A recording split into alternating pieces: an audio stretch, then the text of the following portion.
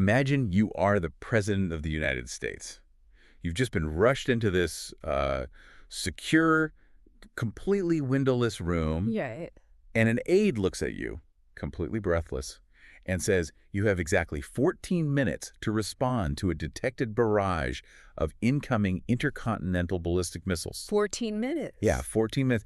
I mean, in the time it takes you to, like, watch a short YouTube video or fold a load of laundry, you have to make a decision that could effectively end human civilization. It's a scenario that completely defies human psychology because there is no time to call a committee. You don't have time to double-check the satellite data, and you certainly don't have time to debate the morality of your next move. Yeah.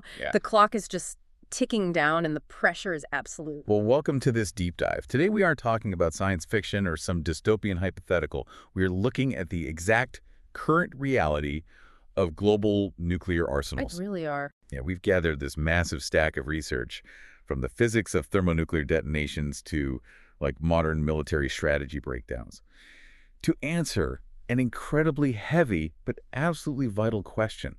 What is the reality of nuclear war in the modern world? And it is entirely understandable why most people prefer to just keep this topic out of their minds. Sure. But ignoring the architecture of global security doesn't dismantle it. Understanding the physical mechanics of these weapons, the geopolitical landscape they sit within, and the true scale of the threat is fundamental for anyone trying to grasp how the modern world actually operates. Okay, let's unpack this. Because we aren't doing this to just ruin your day. We are doing this because you, the listener, need a shortcut to being well-informed about the ultimate existential risk. Exactly. But to understand how we cornered ourselves into a 14-minute window to doomsday, we can't start with the missiles of today. We have to look backward at how we crossed that threshold from human-scale war to, well, planetary-scale destruction. Right, so we have to roll the clock back to July 1945. To the New Mexico desert. Yes, the Trinity test, which was the detonation of the world's first atomic device. And looking closely at the history of the Manhattan Project in our sources, what stands out isn't just the engineering triumph, it's the sheer, terrifying mathematical uncertainty of the scientists involved. The fact that they didn't entirely know what was going to happen. Exactly. Edward Teller, the physicist who would later develop the hydrogen bomb, and J. Robert Oppenheimer, they genuinely feared that the intense heat of that first blast might trigger a runaway chain reaction. Right. They thought they might literally ignite the Earth's atmosphere. Yeah. I always thought that was a bit of Hollywood dramatization, you know. But they actually commissioned a secret report to crunch the numbers. They were worried the heat would fuse the nitrogen nuclei in the air, creating this reaction that would wrap the globe in fire. They took it incredibly seriously. The calculations eventually suggested the probability of atmospheric ignition was near zero, but, and this is key, it wasn't a definitive zero. The report basically concluded that the atmosphere probably wouldn't burn, but they went ahead and pushed the button anyway. And thankfully, the sky didn't catch fire. Right. But that moment fundamentally altered the trajectory of our species. Yeah. To set a baseline for the sheer horror of what followed, consider the bomb dropped on Hiroshima just weeks after that test. Yeah, the baseline is important. That weapon had an explosive yield of roughly 15 kilotons of TNT. It leveled a city and caused unimaginable loss of life. But when you look at the physics of that bomb compared to what sits in silos today, I mean, it's easy to get lost in numbers like kilotons and megatons. How do we actually visualize the leap from a World War II bomb to a modern hydrogen bomb? What's fascinating here is if you look at the broader sweep of human history, back in the Stone Age, we simply didn't possess the capacity to drive ourselves extinct. Sure. A human with a rock or a spear can only do so much damage. Now, the Hiroshima bomb was a fission device, meaning it generated energy by splitting heavy atoms apart. It was devastating, but still somewhat localized. Modern weapons, however, use thermonuclear fusion. Okay, so a different process entirely. Exactly. They literally use a Hiroshima-style fission bomb just as a trigger, like a spark plug, to ignite a secondary fusion reaction, mimicking the actual process that powers the sun. Which brings us to the modern arsenal. The leap in destructive power is just difficult to wrap your head around. Let's take the B-83 gravity bomb, which is currently part of the United States arsenal. B-83, yeah. A single B-83 has a yield of up to 1.2 megatons. We're talking about a device roughly 80 times more powerful than the bomb dropped on Hiroshima. 80 times. And that is just one bomb. Right. During the height of the Cold War, the global stockpile swelled to an almost incomprehensible 74,000 nuclear weapons. 74,000. That is insane. It really is. Today, through decades of arms reduction treaties, that number has been brought down to somewhere between 12,500 and 13,400. Which is a massive reduction, obviously. But if a single B-83 can erase a major metropolitan area from the map, having 13,000 of them is still a recipe for the apocalypse. Without a doubt. Which naturally begs the question, how on earth do you manage and control the system that could end the world? You have to build a framework where launching a first strike is tantamount to suicide. Mutually assured destruction. Exactly. That underlying logic is what military strategists call mutually assured destruction, or MAD.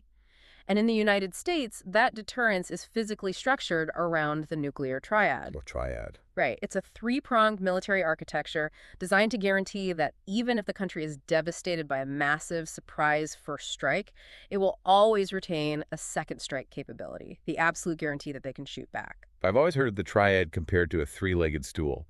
Like, even if an adversary manages to kick one leg out in a surprise attack, the stool still stands. That's a great way to look at it. So let's look at those legs. The first one is land-based, right? Yeah. The intercontinental ballistic missiles, or ICBMs.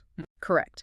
The U.S. currently maintains 400 Minuteman III ICBMs sitting in reinforced underground silos. They're scattered across states like Montana, North Dakota, and Wyoming. Just sitting there. Always on high alert, ready to launch in minutes. Then you have the second leg, which is sea-based. This relies on 14 Ohio-class stealth submarines constantly patrolling the dark depths of the world's oceans. Each sub carries up to 20 Trident II missiles. Wait, I want to pause on the submarines, because this has always confused me. Sure. If a submarine is designed to be stealthy, hiding hundreds of feet underwater, how does it even receive the order to launch? Doesn't seawater block standard radio signal? It does. Standard radio waves just bounce right off the ocean surface. To communicate with these subs, the military has to use very low frequency, or VLF, radio waves. VLF, okay. Yeah, and these require massive, miles-long antenna arrays on land, or they have to be dragged behind special aircraft. The data transmission rate is agonizingly slow. How slow are we talking? Basically a slow-motion text message. But it penetrates the water deep enough to deliver an authenticated launch code. That is terrifyingly ingenious. Yeah. And once that code is received, what are those submarines actually firing? Because it's not just one bomb per missile, is it? Far from it. A single Trident II missile can carry up to 8 MIRVs. That stands for multiple independently targetable reentry vehicles. So it's not a single bullet. It's more like a cosmic shotgun blast. That is the perfect analogy. The missile shoots up into space, the nose cone opens, and it dispenses 8 separate nuclear warheads that just peel off to hit 8 completely different cities. Exactly. A single submarine holds enough firepower to systemically dismantle an entire nation. Wow. And finally, the third leg of the triad is the air component. Strategic bombers like the B-2 Spirit and the B-52 Stratofortress, which carry gravity bombs and air-launched cruise missiles. And the U.S. is far from alone in this technological arms race. Yeah. When you look at rival arsenals in the source material, the engineering is staggering. Take China's DF-5 ICBM. At the DF-5. The latest variants of this missile can carry up to 12 of those independent warheads, each with a yield of 1 megaton. And then there's Russia's arsenal. Russia fields the R-36, which NATO chillingly refers to as the Satan missile. But they've also developed its successor, the RS-28 Sarmat, known as Satan II. Satan II. Yeah. The Sarmat is a 208-ton Leviathan. It has a theoretical payload capacity of up to 50 megatons. Which, for context, is equivalent to the Tsar Bomba, the largest nuclear device humanity has ever detonated. Exactly. But it's not just the size of the Sarmat that's alarming. It's the delivery method. The research points out that the Sarmat could theoretically utilize a fractional orbital bombardment system. Meaning what, exactly? Meaning, instead of flying over the North Pole like a standard ICBM, it could enter a low Earth orbit and glide over the South Pole. Oh, wow. The tactical advantage there is entirely about blinding the enemy.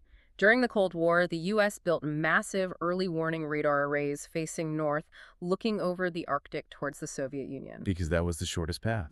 Right. So by sending a weapon over the South Pole, it approaches from the one direction the traditional warning systems aren't looking.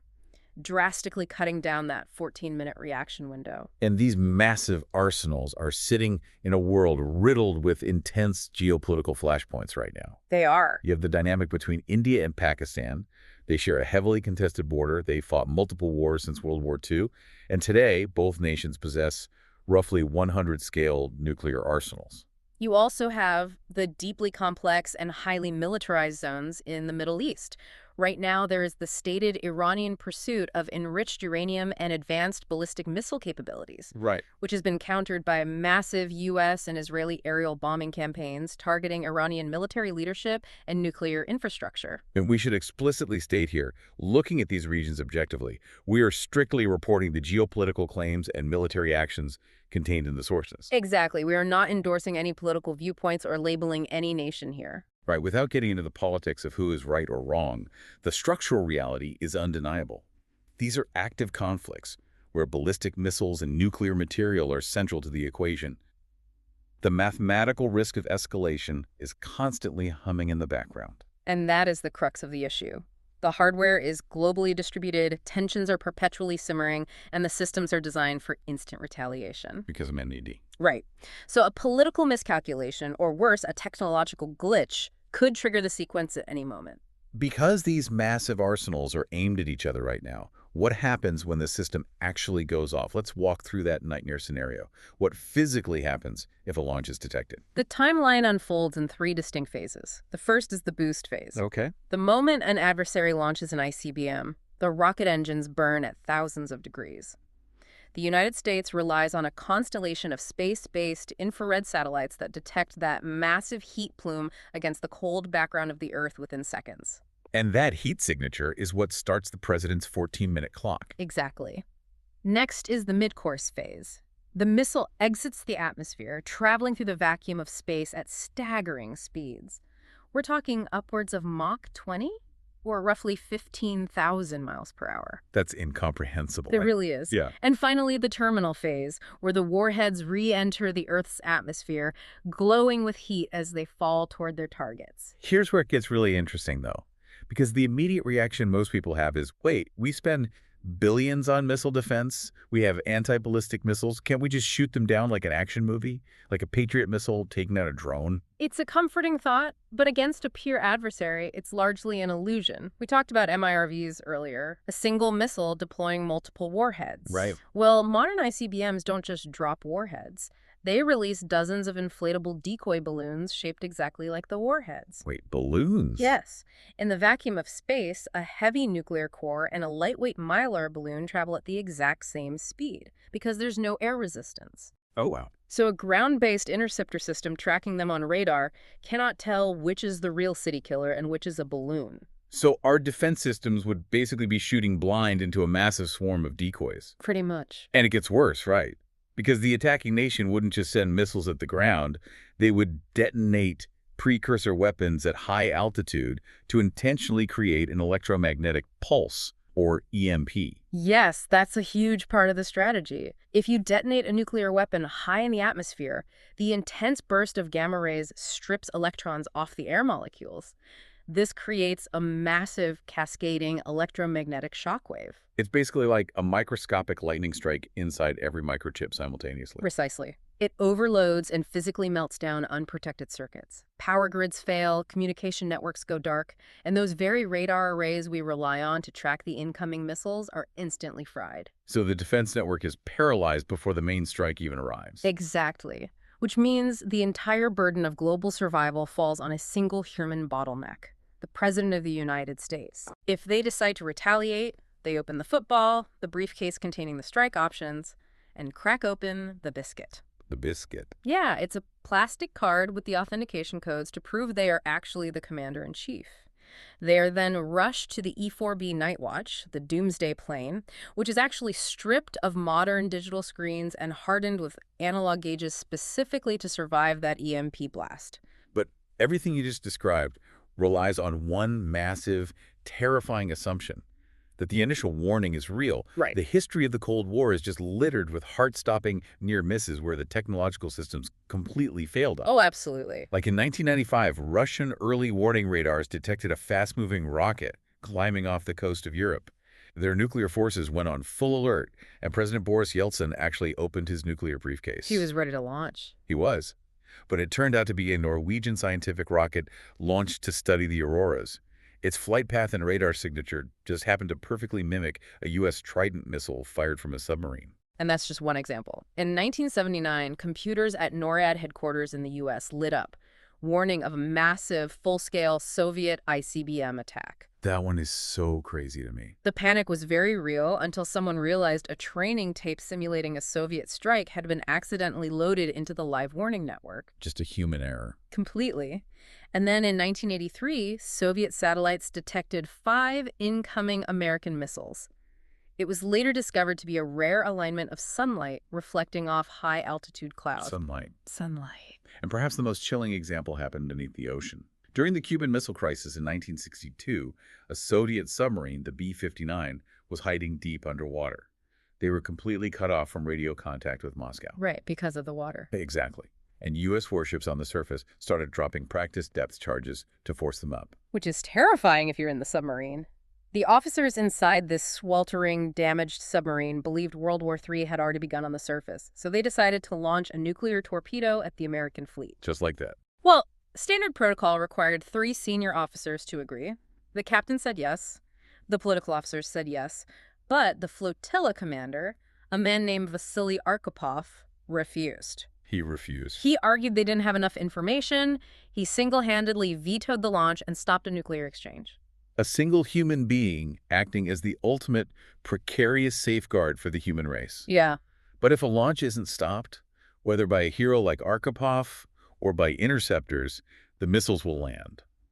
And reading through the physics of a modern detonation in the sources, the immediate vaporization of a city is actually just the opening act of the tragedy. The localized horror is profound.